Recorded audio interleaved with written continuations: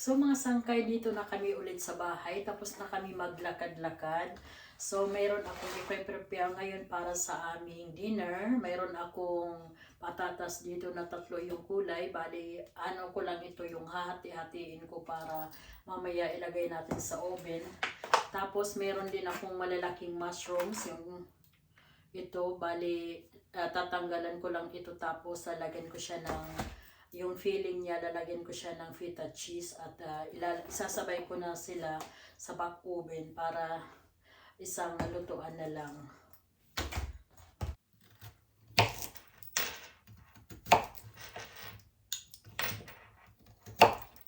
Nasa sa inyo naman kung gaano kalaki, pero para sa akin, ganito lang kalaki. Pwede din naman gawing buo kasi maliliit naman siya. O kaya pwede ding pahaba. Nasa sa inyo kung gaano ang paghiwa. O ganito lang para isang subuan.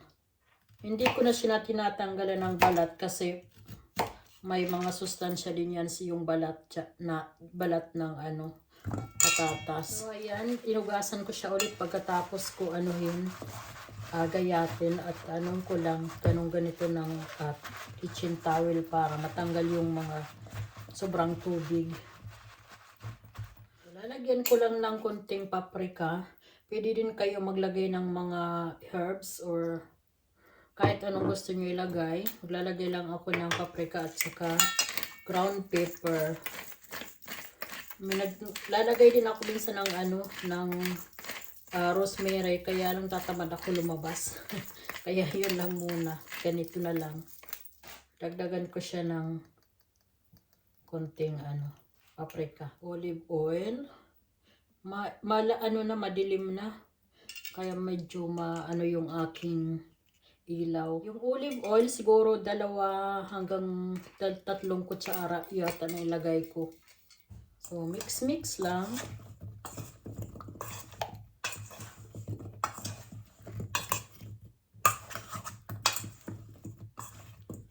Yan. Tapos dito naman, ang gagawin ko, tatanggalin ko lang ito.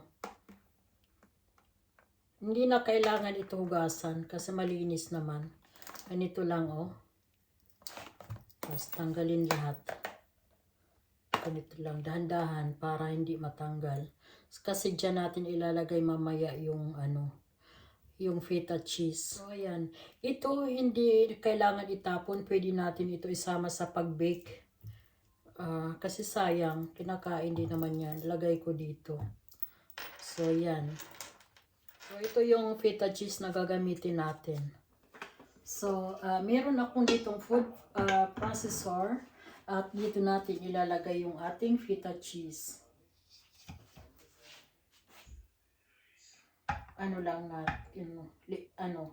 Ganito lang.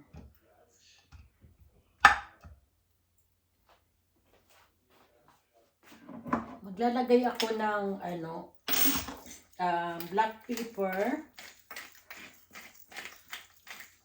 Ito ay sariling ingredients ko lang naman. Nasa sa inyo naman kung anong gusto nyong ilagay. Tapos naglagay ako ng paprika. Yung paglalagay ko nasa lang, yung sarili ko ng gefühl, kumbaga sa German. So mayroon ako ditong parsley. Maglagay. Kaya maganda talaga pagka may ka dito sa kusina.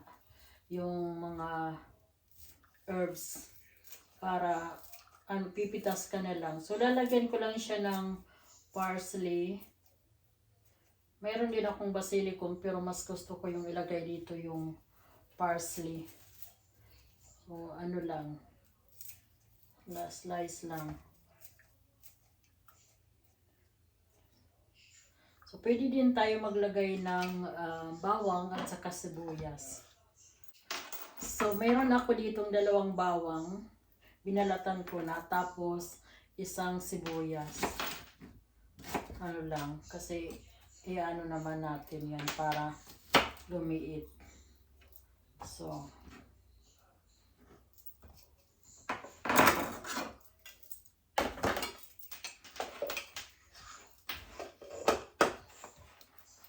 natin. I-mix. So,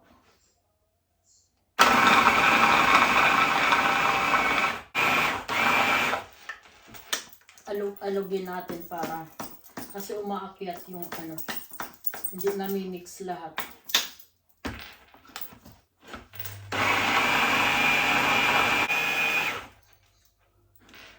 So yan, na-mix na. Ayan o. Ito yung ilalagay natin sa ano, mushrooms. So ganito lang.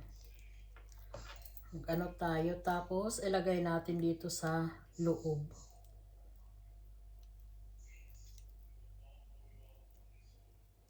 Hanggang sa mapuno. Mas maganda punong-puno. Ayan. Tuloy-tuloy ko lang.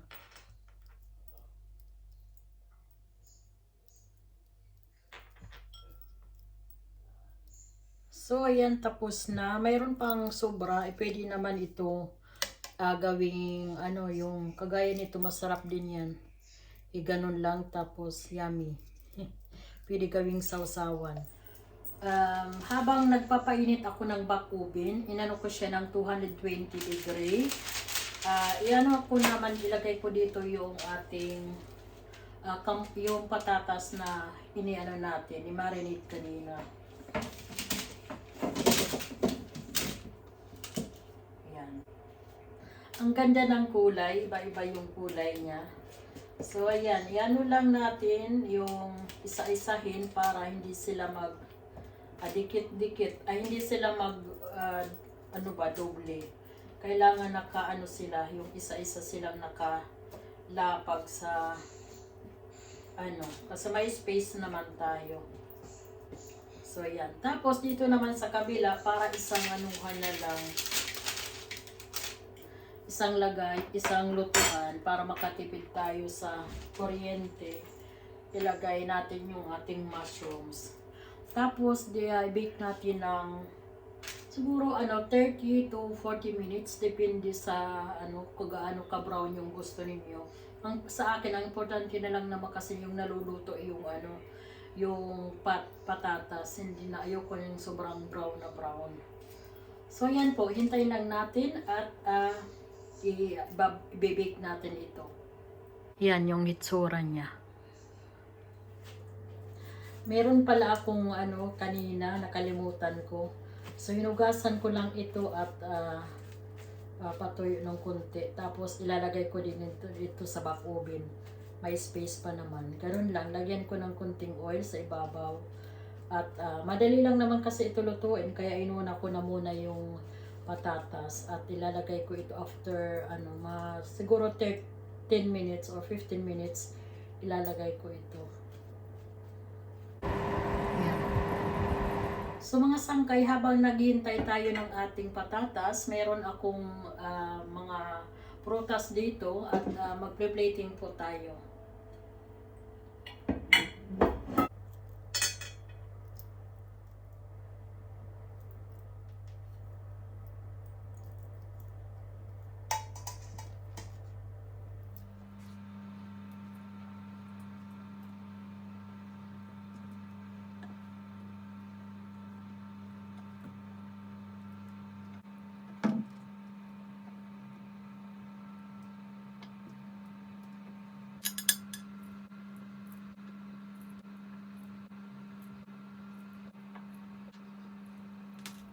So, ito na po guys yung ating fruit plating. Anong tawag dun? Oops, platter.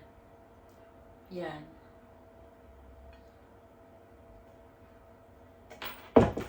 So, yan po. May orange, grapes. Ito, nakalimutan ko yung pangalan nito. Yung bunga ng cactus. Tapos, kakis. Yan lang sa isang plato. So, dito naman po sa kabilang plato, maglalagay po ako ng ibang mga gulay. Yan. Hugasan ko muna. Yan, luto na. Bakit ganyan yung kong mushrooms? Nasobraan ng cheese. Luto na.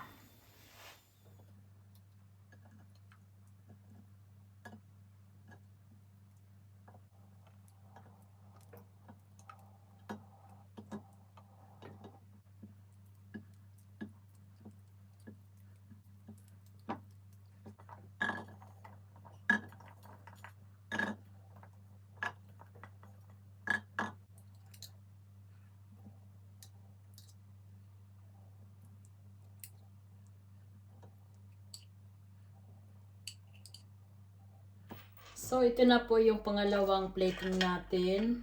May paprika, cucumber, tomato, radish, tsaka yung paprika. So, ito na po yung ating vegetable platter. Simple lang, pero maganda yung kulay.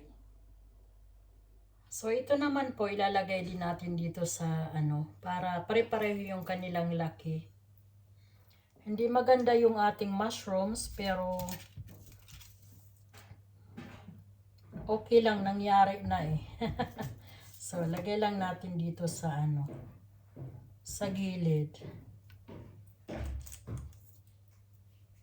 Tapos, yung ating mushrooms naman, dito sa kabila. Ay, nako.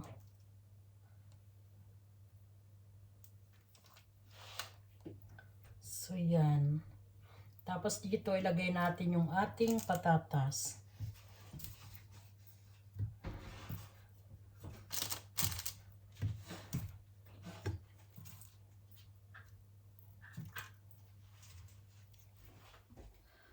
So, ito na po yung ating ni-bake na potato, asparagus, at saka yung mushrooms.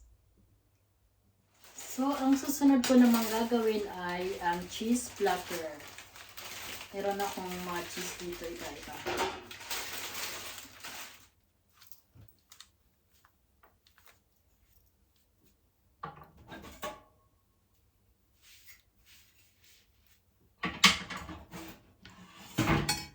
Malinis yung aking kamay. Baka sabihin na naman, ay, mag-gloves kayo or ano. Malinis po yung aking kamay at ako lang po ang kakain yan.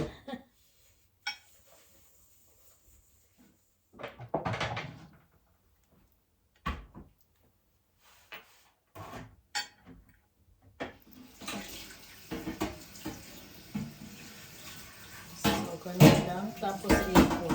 Ayaw kasi mag-roll, kaya lagyan ko siya ng toothpick. Para mas maganda, lagyan ko siya ng sa ibabaw. Yung basilic.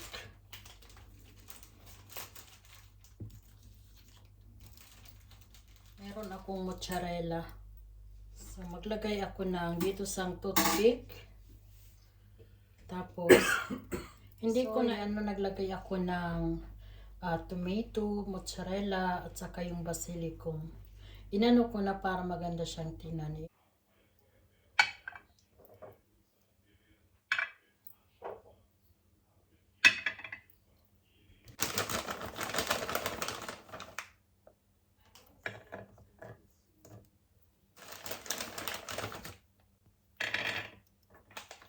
So, yan na po yung ating cheese platter. Meron siyang tatlong iba't ibang honey. May salami, nuts, cheese, mozzarella. So, ito na po mga sangkay. Ang cheese platter natin. Yan ang pagkain ng aking asawa. Yan naman yung akin. Cheers mga sangkay! Kain po tayo! Happy New Year! Cheers! Enjoy your dinner mga sangkay! Prost! Yan, kami ni Angela kasi yeah. Dahil wala nga siya sa bahay. First time na nawala kami sa bahay yung anak ko. Na-miss ko eh. Parang walang yung New Year namin. Parang malungkot kasi wala siya. Sagman, hello!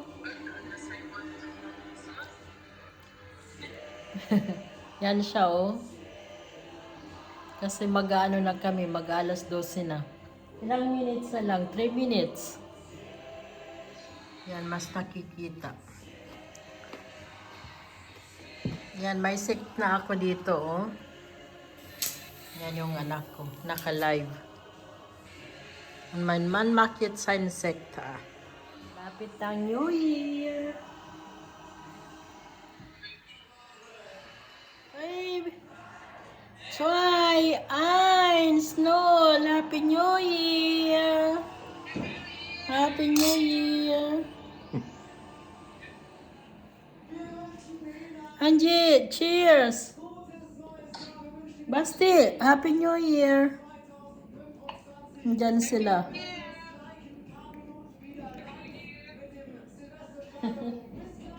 Cheers.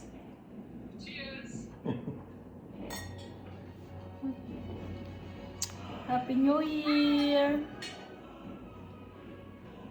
Da hat jemand geweint.